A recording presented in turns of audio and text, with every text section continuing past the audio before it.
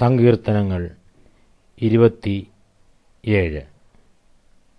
യഹോവ എൻ്റെ വെളിച്ചവും എൻ്റെ രക്ഷയും ആകുന്നു. ഞാൻ ആരെ ഭയപ്പെടും? യഹോവ എൻ്റെ ജീവൻ്റെ ബലം. ഞാൻ ആരെ പേടിക്കും? എൻ്റെ വൈരികളും ശത്രുക്കളുമായ ദുഷ്കർമ്മികൾ എൻ്റെ മാംസം തിന്നുവാൻ എന്നോട് അടുക്കുമ്പോൾ ഇടറി വീഴും.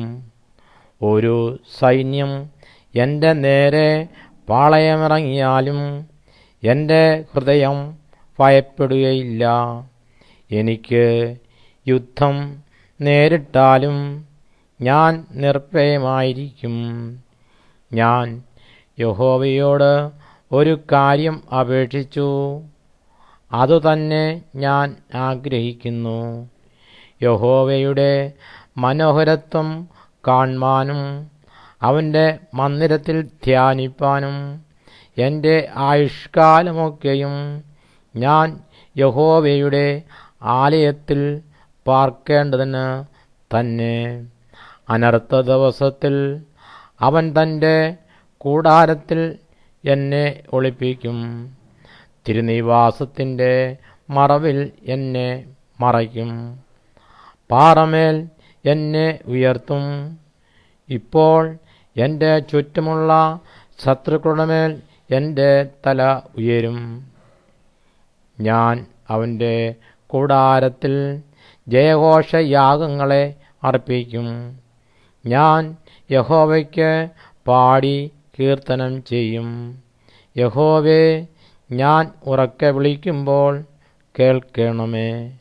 എന്നോട് കൃപ ചെയ്ത് എനിക്കുത്തരമരുളണമേ.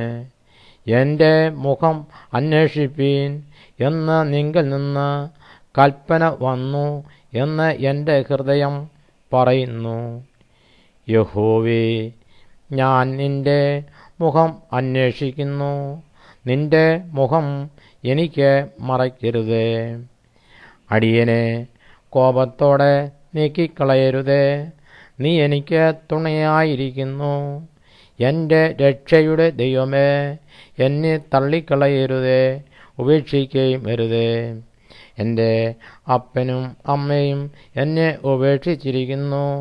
എങ്കിലും യഹോവ എന്നെ ചേർത്തുകൊള്ളും. യഹോവേ, നിൻ്റെ വഴി എന്നെ കാണിക്കണമേ.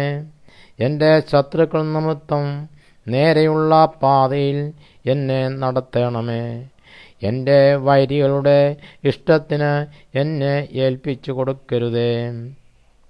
കള്ളസാക്ഷികളും ക്രൂരത്വം വിശ്വസിക്കുന്ന അവരും എന്നോട് എതിർത്ത് നിൽക്കുന്നു.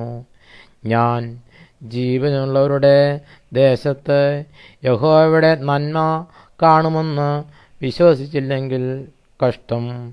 യഹോവയെങ്കിൽ പ്രത്യാശ വയ്ക്കുക, ധൈര്യപ്പെട്ടിരിക്കുക. നിന്റെ ഹൃദയം ഉറച്ചിരിക്കട്ടെ.